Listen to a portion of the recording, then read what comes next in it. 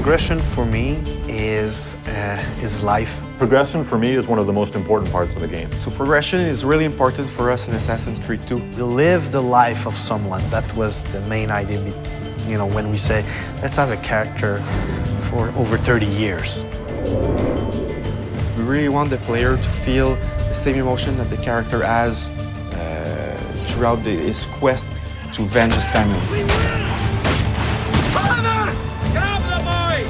I'll kill you for what you've done! Our game begins in 1476 and it ends in 1503. So it's a considerable span of years for a video game. It's the height of the Italian Renaissance. This is when the most beautiful paintings, the greatest sculptures, the most wonderful architecture are all being built and created. And at the same time, it's a period of political intrigue and drama and violence as well. What do you want, Fieri? So many things. A prettier bride. Oh, and yes, your life. There was a lot of really sparks of energy and interesting ideas that happened during that period. We also want our character to go through a change.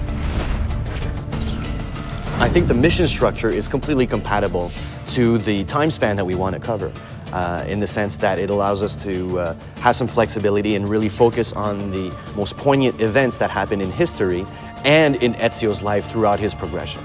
Throughout the game, he's going to encounter people. I was hoping you could help me with something. He will have friends that will teach him abilities. He will be taught fighting by his uncle. He will learn a few skills from the different groups of different factions in the crowd. I'm going to teach you how to survive.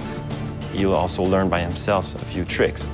And this will make sure that the player progresses in the game in a way that always varies the experience. If your character isn't evolving and it's not, you're not looking, oh, what's my next new toy, or what's the next thing that I'm going to get to play with, the game will feel stale. So it's very, very important that the game feels refreshing. You know, every new mission that you play, there's something to look forward to at the end of it. The more and more the game progresses, the more and more anger he has, and the more he has to let out that anger. So the moves just keep coming and coming and coming on what he can do with the different weapons that he has. You start with just basic sword attacks and the ability to defend yourself. And then we introduce disarming and counter kills, and then from there it all opens up. The player will be requested to actually buy some of his gear.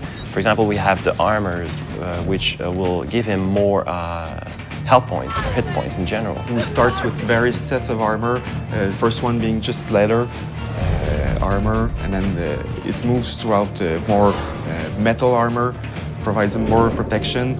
In AC1, we sort of gave the player, without any choice, this is what you're going to learn next.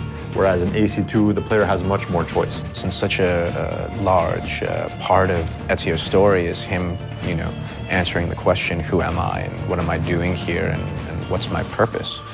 You can't answer that question in a year or two. You know, it takes the span of almost his entire life.